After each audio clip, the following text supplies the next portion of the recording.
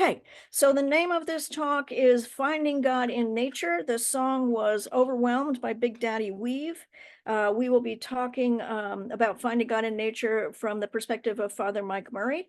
We'll be talking about how nature makes God visible. We will be talking a little bit about Henry David Thoreau and the role of nature when you are on a spiritual path. We will be talking about Bishop Barron on nature and the biblical God. Our scriptural references will be to nature. So we are overwhelmed by the beauty and the power of God as seen in nature. All of the sounds, from the gentle rain to the fierce thunder, from the birds waking us up in the morning to the bird song at night, God is there. We'll be talking about a few different perspectives of God in nature, and we will close it down with a few of my stories. So Father Mike Murray says that he was on his way to church one day and he walked past this beautiful garden, and he said it was a Sunday morning. He went there to unlock the church, and it was an absolutely perfect day. The sky was blue, the air was fresh, the breeze was clean, it was warm, and there were birds chirping. He says he's been studying a lot his relationship with nature and giving it more thought these days. He said, when you go outside, you have the rich opportunity for prayer and reflection. So a long time ago, he was getting ready to write his dissertation, and he wrote his dissertation on animals. So we will be talking about animals as being part of nature. The animal rights movement was just becoming a thing. It was bubbling up. So there are two sides of it. Some consider animals just like people, maybe even a little better than people. And then if you look back over prior centuries, some writers actually use the phrase mere matter to refer to animals. But God created all of nature. The third day, he created plants and trees. The fifth day, birds and fish. The sixth day, the four-legged animals. And he says to be in right relationship with the animals is to find that place, the middle way, that is the Lord's way. Animals have rights and people have responsibilities. All through the Bible, our lives, we know that there are many animals that have become food, transportation, beasts of burden. Some are used as tractors, that they are alive and they all have God's spirit within them and God's love in them. When we are out for a walk and we see the birds and we see a hawk that for 3 or 4 minutes in the air is floating on the currents, we need to give thanks to God. Psalm 8 is about how the Lord has entrusted this natural world to our safekeeping, to our stewardship. In the book of Tobias, they talk about, in the book of Tobit, Tobias has his dog with him. So his dog is a faithful companion that goes with him everywhere. He had to go, his blind father sent him off to retrieve some money from an inheritance. And so he went with his dog. His dog was his companion the whole time. And it represents that the dog is a faithful companion. It representation of divine protection. And it also is the symbolic connection to the creation, how humans need to protect the animals. So the other reference that we know a lot about that is a very well-known story is about the Wolf of Gubbio. So the Wolf of Gubbio is a story about St. Francis. The wolf was terrorizing all of the people in Gubbio. So he went after some of their livestock, some of their animals, some of their sheep. And then when the people came to defend their animals, the wolf actually attacked the people as well. And so St. Francis went out to him, and as the story goes, he went off to where the wolf was and he talked to the wolf and he said, like, why are you doing this? Why are you terrorizing this? Why are you killing all of the people? And the wolf said that he had a disability, that he had been injured and that he wasn't able to keep up with his pack. And so he was just trying to get food. And he said, I wasn't trying to hurt anybody. I was just trying to get food. And then when I was trying to get the food, the people were coming to attack me. And so I had to defend myself. So the whole story is about how St. Francis has a relationship with him and talks to him and says, if we provide you with food in the city, in the town, will you stop killing everybody? So there's this wonderful story about the relationship between St. Francis and the Wolf of Gubbio. Gubbio, and he said, come to me, brother wolf, in the name of Christ, I order you not to harm anyone. And so it's this wonderful story, but there's some truth to it, evidently, because they did the renovation in 1872 of the Church of St. Francis of Peace in Gubbio, and they found this large skeleton of a large wolf, and they buried those remains inside the church. So it's just another story about how animals have had a very, very profound meaning in all of our lives. So he says there's more going on among the animals than we know. They are one of the many gifts that God gives to us. There's a lot more going on in the universe than we know. There's a lot more going on in the hearts of the people around us than we know. The first arrogance of the modern world is to think we know everything. We don't at all. Pay attention to nature and care for it. That's where God is. Let's thank God for that. All right. So Kelly Rowland talked about Henry David Thoreau and the role of nature when you're on a spiritual path. She says she grew up in the mountains. So in the summertime, she would go hiking and she would climb the mountains. And every winter she skied. She learned how to ski when she was 3 years old. And so she's got a website and she uploaded many, many videos of nature showing landscapes and plants and flowers. And she said she did this to help you develop a sensitivity, to help you connect with the Mother Earth and to see the beauty that surrounds us. Her website is called When the Stars Align. And she says nature is the most sublime expression of God and spirituality. Nature is also a great teacher. So Henry David Thoreau, as you know, was born in 1817. He was a poet and a philosopher. He left civilization and he went to the woods. He wrote the book Walden, or Life in the Woods, in 1854. She says this was a declaration of independence, a spiritual discovery, and self-reliance. Henry David Thoreau wrote, I went to the woods because I wished to live deliberately, to front only the essential facts of life, and see if I could not learn what it is had to teach me, and not, when I came to die, to discover that I had not lived. He said he felt that there was more to life than the stress of the city, and he had a call to authenticity, so he went away and lived in the woods. He lived in the woods for 2 years. He said the first lesson that he learned was the value of simplicity. He says these days we have emotional decluttering. She said that we have emotional decluttering that needs to do. There are less things and less people and less chaos when you get away from all that.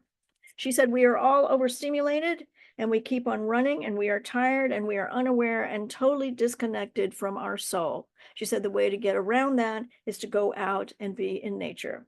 The second lesson from him is about self-reliance, to be your own friend, to enjoy your own company, to do things by yourself, not being dependent on others, and that way you will have true freedom. And the third lesson that he talks about is patience, knowing that big changes take time, not getting discouraged, and embracing the journey. He spoke in the book about meditation and the spiritual awakening, which should be the focus of your life, because he said only in spirituality can you find the truth, which is hidden under years of mundane tasks and everyday activities. She said sometimes she feels like she needs to escape from the chaos, that she is just wasting time because she's not investing energy in what really matters. She needs to reach out to nature and everything makes sense again. She encourages you to turn off your phone, go outside, look at the landscape in front of you. Nature grounds us and heals us. It reminds us that we need to do our part, the best we can, and the rest is in God's hands. Okay, so Jack Beck is a pastor as well, and he wrote about how nature makes God visible. And he said, at 12,500 feet in the Colorado wilderness, I was reminded that the views like this make the invisible God visible. Paul said that in Romans 1:20, for since the creation of the world, God's invisible qualities have been clearly seen from what has been made in nature, the invisible. God becomes visible. God intended to introduce himself through the Bible, but those who didn't have the Bible made the mistake of turning nature into their ancient gods, gods of the sun and the moon and the storm and the sea. They see God in the flowers, the mountain, the sunsets, the trees, the century or more older than they are. They are interconnected ecosystem. You can't pull on one little thing without tugging on the whole of it all. John Muir, who is the father of the national park, had the idea, when you go out into nature, it's like going to church to listen to sermons. There you will find sermons that are written in the stones and in the animals and in the trees. If we know how to listen, we will see the invisible God being made visible. When you are hurting, feeling out of sorts, let me encourage you to take a walk in nature, slow your pace, listen, smell, touch, find a space in which the invisible God becomes visible, and that there is a God who is so anxious for you to know him better through nature. All right, so our scriptural references are to nature, Job 12:7, but ask the beasts and they will teach you, the birds of the heavens and they will tell you, or the bushes of the earth and they will teach you, and the fish of the sea will declare to you. Who among these does not know that the hand of the Lord has done this? In his hand is the life of every living thing and the breath of all mankind. Psalm 104:24, O Lord, how manifold are your works. In wisdom have you made them all. The earth is full of your creatures. Here is the sea, great and wide, which teems with creatures, innumerable, living things, both small and great. Colossians 1:16, for by him all things were created, in heaven and on earth, visible and invisible, whether thrones or dominions or rulers or authorities, all things were created through him and for him. Song of Solomon 2:12, the flowers appear on the earth, the time of singing has come, and the voice of the turtle dove is heard in our land. And Habakkuk 2:14, for the earth will be filled with the knowledge of the glory of the Lord as the waters cover the sea. All right, so we're going to move on to another talk by Bishop Barron on the nature of the biblical God. Conservation International had sponsored a series of videos that have become very popular, he says. They feature famous actors from Kevin Spacey to Harrison Ford to Robert Redford, who give voice to the elements of nature. Harrison Ford has the rumbling voice of the ocean. Robert Redford has the redwood trees. But he says the most striking of all is Julia Roberts giving voice to Mother Nature herself.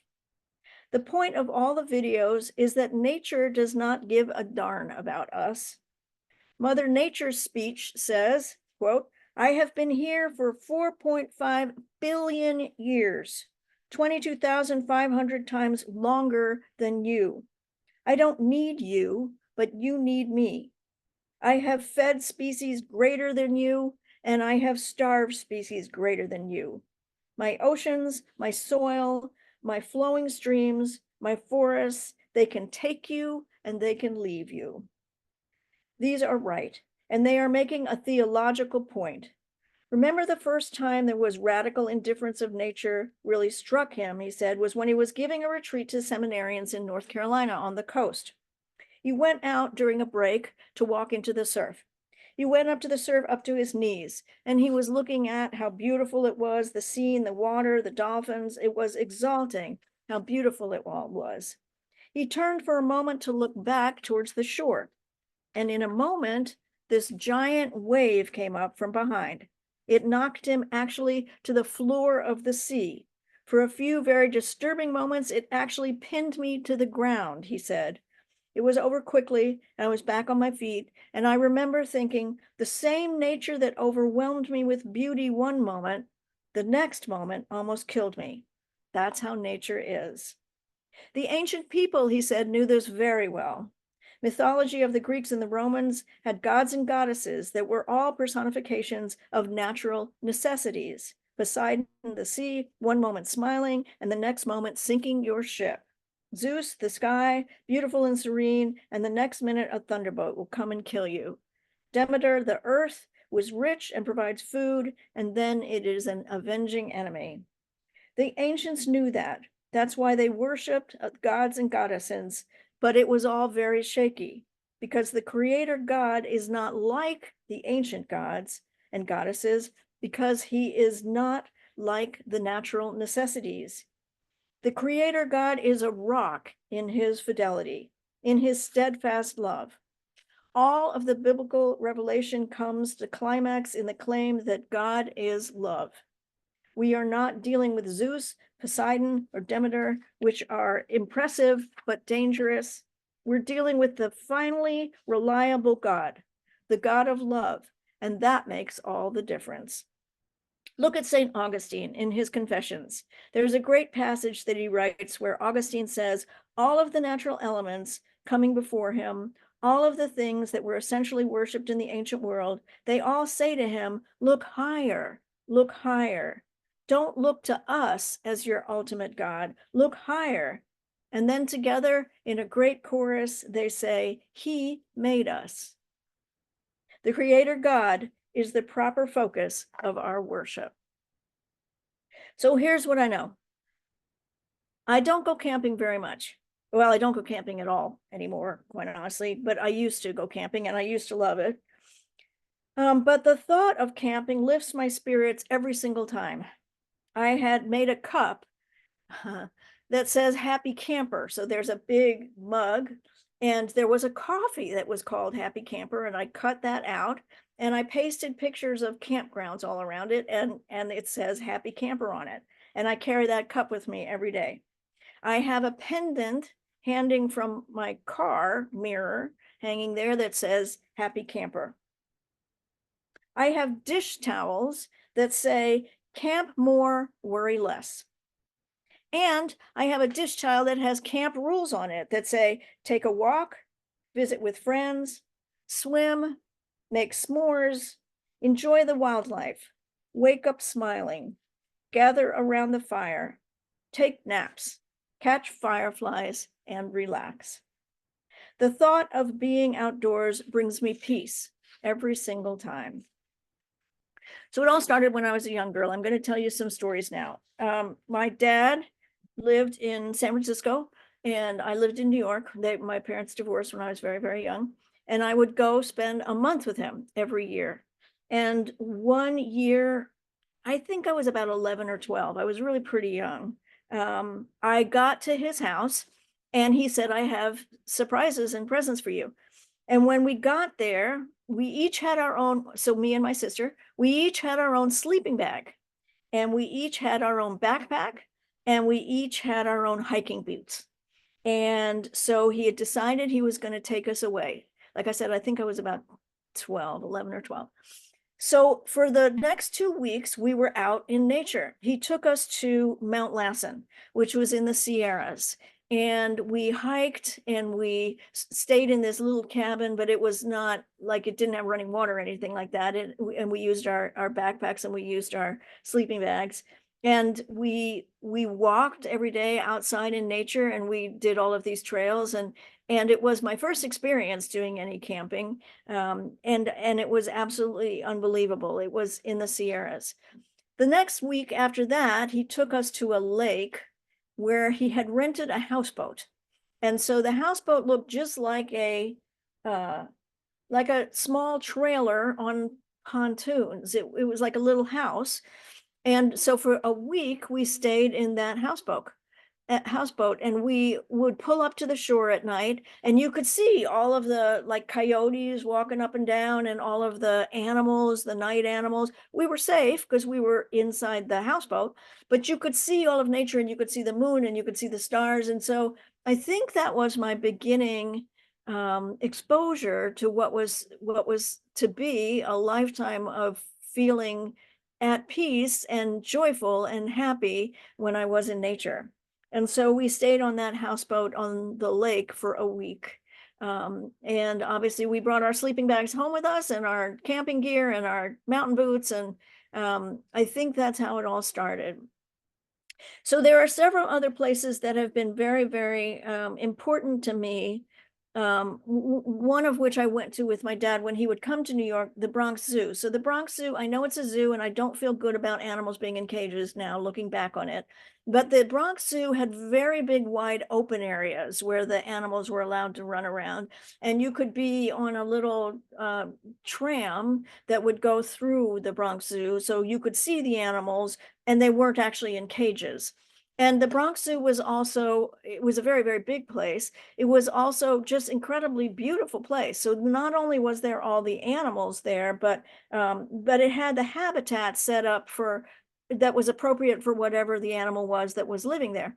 And they also had a bird sanctuary on there where you could go and listen to the birds chirping and look at all the birds. And they had a sanctuary for all kinds of different animals where you could go and see them. And it was a phenomenally beautiful place.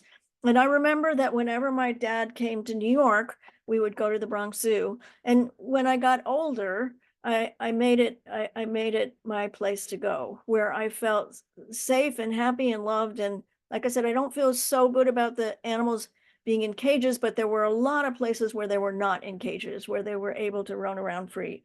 So that was the Bronx Zoo. You've all heard me talk about the Adirondacks. So I love to go. I lived in New Jersey and I love to go to the Adirondacks. And I got to a place at the Adirondack Mountains, which were um, probably 2.5 hours, maybe 3 hour drive from where I lived. And the end of my mom's life, I would take my mom there every year for her birthday. So I would rent a little cabin in the Adirondacks, mostly on a lake, very often on Lake Placid, but sometimes on Lake George. And there were other lakes. There are a lot of lakes in the Adirondacks. So I would rent a little cabin and we would spend 2 weeks there. And I, my favorite thing was one of the cabins had a kayak. It had a canoe and a kayak. I don't like canoes so much because they fall over, but I really do like kayaks. And so that's my first exposure to kayaks was in front of this house was a kayak sitting in the yard, and I would take the kayak out. And I have pictures of me that my mom took from the house floating around in that kayak. And that kayak was a very, very peaceful, loving place for me where I felt all of my body just relax and be happy and be at peace. And the kayak stayed a big part of my life. So I made it my business to find places where I could kayak after that. I haven't done it out here because I've had some health challenges, as you know, but kayaking to me is just like the epitome of letting go. You're just floating, you're just floating and letting yourself be and just looking around at all of the beautiful, beautiful nature. So that's it. There was another place that I went to all the time. So the Palisades Parkway is a very long parkway that runs north from New Jersey upstate. And there are several turnoff points, and there's one turnoff point in the Palisades in Parkway where there was a forest. And I found this forest. And so you could park your car and then go walking. And I would go walking for hours and hours. And you would go so far away that you couldn't hear the cars or anything. It was a huge, I don't know how it happened, but it was a huge, big forest. And it had trails and everything. And so when I felt very, very stressed out or anxious or tired or overwhelmed by anything, I would drive up to the Palisades Parkway and I would go to that forest. And I spent many, many hours in that forest, and I wrote in that forest, and I prayed in that forest, and that forest became one of my very, very favorite places. The other place that I really, really love to go is the ocean. And so in New Jersey, we have the Jersey Shore. And one of the places that I really, really liked was called Asbury Park. Asbury Park was a little community that was very artist focused. It did have a lot of, it was known for being a gay community, but it also was known for its artists. And so I would go there and I could drive to Asbury Park from my place in about an hour and a half, 2 hours. And so I would get up super, super early in the morning and drive to Asbury Park and just listen to the ocean. And so throughout my life, these are just some examples of how I found places in nature where I could go that would de-stress me, that would totally let my body relax, that would totally remind me that God's in charge and that it's not up to me to have the answers. And it was just a feeling of letting go when I went to these places, or when I did the kayaking, or when I walked in the forest. And I am a very, very strong believer that when you are too stressed out by civilization, the best way to counteract that is to go out in nature. And of course, here there's lots and lots of places where we can go in nature. So the other thing that I wanted to talk about just quickly is that we find nature, that God is in nature, but we also find in nature that it's about balance.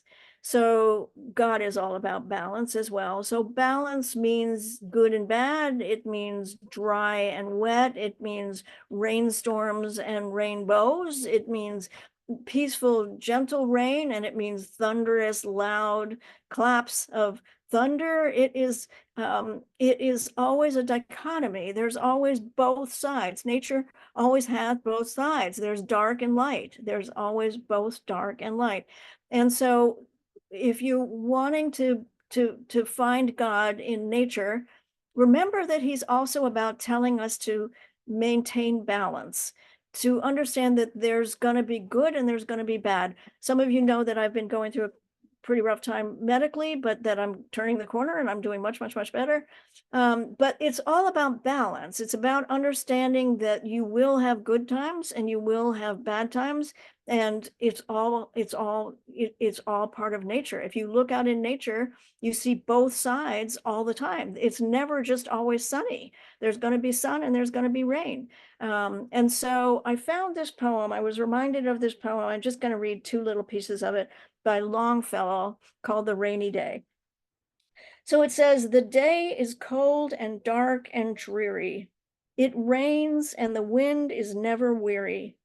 The vine still clings to the moldering wall, but at every gust the dead leaves fall, and the day is dark and dreary.